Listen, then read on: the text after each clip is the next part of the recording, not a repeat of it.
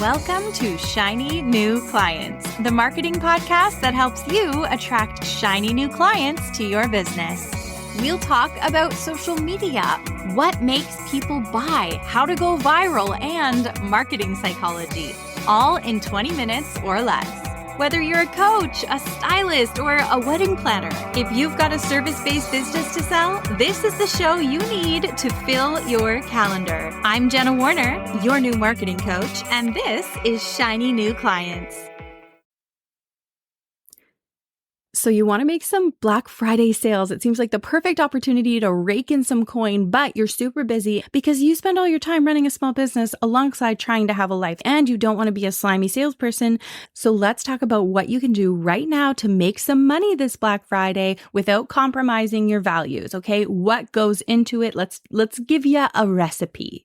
Firstly, you want to approach this sale with the end goal in mind. And to you, the end goal might be like super obvious. And you're like, oh, Jenna, start with a better tip. But listen, this has to be the beginning of the recipe because every decision you make is going to be cross-referenced with that goal. Let me give you an example. One of our Magic Marketing Machine program members, which is my group program to help service-based business owners get clients from Instagram, just ran a Black Friday sale. And her goal was to make some quick money. She wanted quick money coming into her business, which meant we needed an irresistible offer. We need something small and bite-sized that we know a lot of people want that wouldn't take her very much to deliver, that had a high profit margin. Okay. That was her goal. Your goal might be to set up some sort of door crasher offer so you can get a whole bunch of people into your network and then eventually upsell them after Black Friday into a bigger offer. Maybe that's what you're going for. Your goal might be exposure. Maybe you want to use Black Friday to get a million eyes on you selling like a micro item, hoping that a whale of a client sees you to buy your highest ticket offer. I don't know, but once you know your goal, we can craft this promotion around it.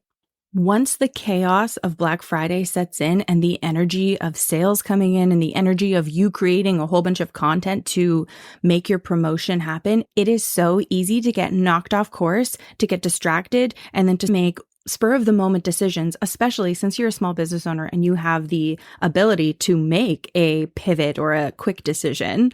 It's so easy to do that under the energy of a Black Friday sale. So if you have your North Star, you have your goal there, you can take a moment, look back up at that goal and say, is this decision I'm making sending me in the right direction?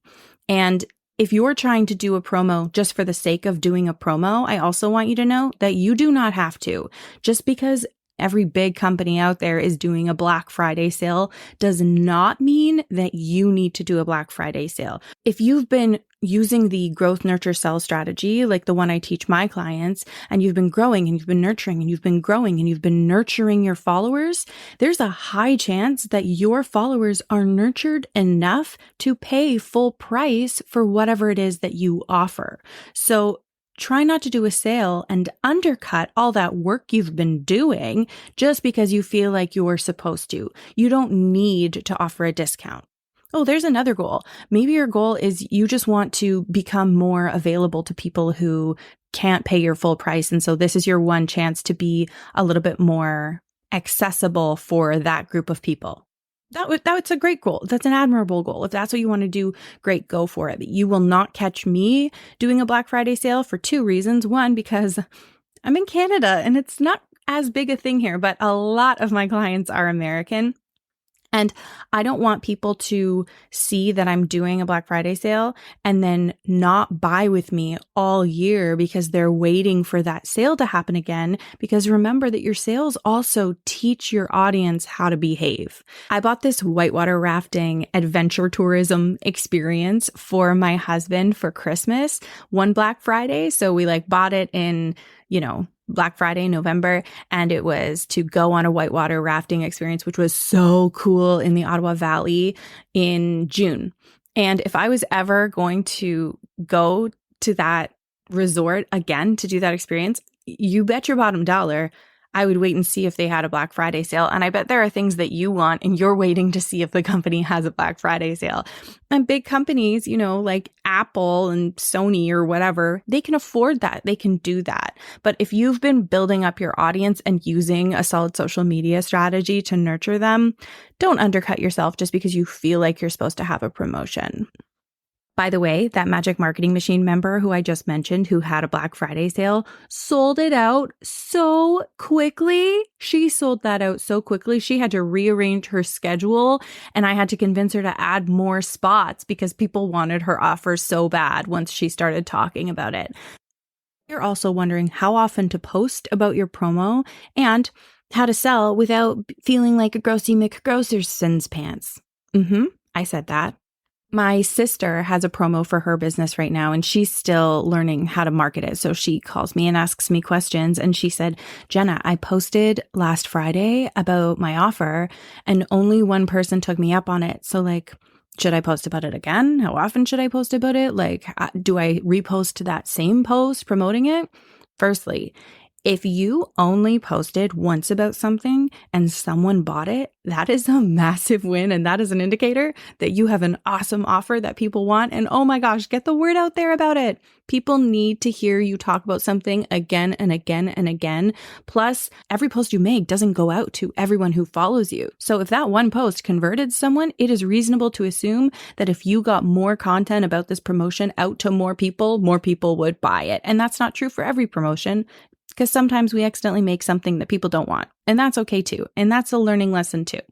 Anyway, I said, Mallory, that's my sister's name. I said, Mallory, post about it every day, post about it constantly, post about it more and more and more. And then we start getting into a whole bunch of mindset issues. Like, if I'm posting about this, am I going to annoy my followers? If I'm posting a lot, is that going to bug people?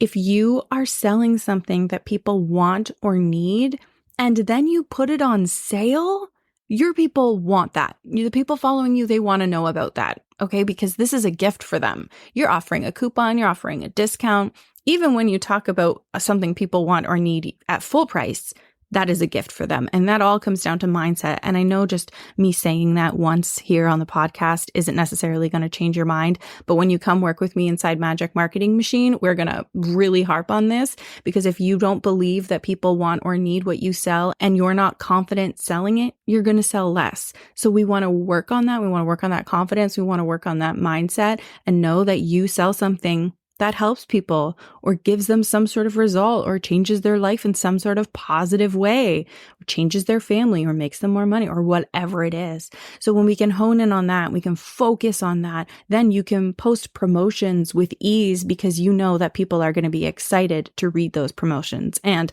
I can't give you a number. I wish I could give you a number like post about it 6.5 times and then you'll be a millionaire.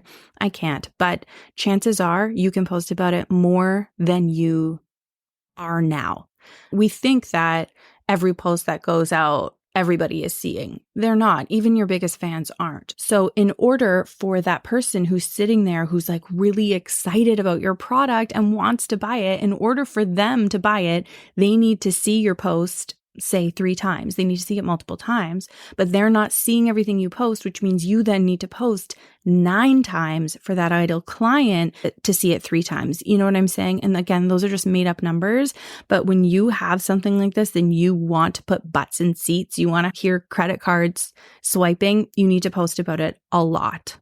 And all of those things, all of those mindset things I mentioned, that is how you sell without feeling gross. In my program, I teach a lot of feminine sales tactics, not masculine ones, because there are a bunch of gross ways to sell.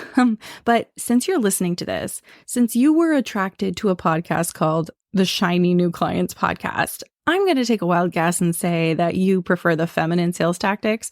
And if given the option between masculine or feminine, you'd probably choose the feminine ones. And that's the sales tactics that I prefer. So I already know you're not being a grossy McGrocerson's gross pants when you sell.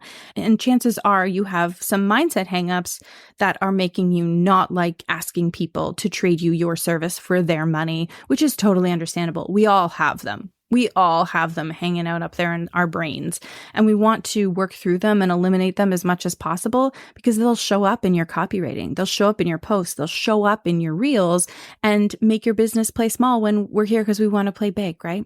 Okay, so go choose a goal and start crafting your promo, or don't, whatever you want.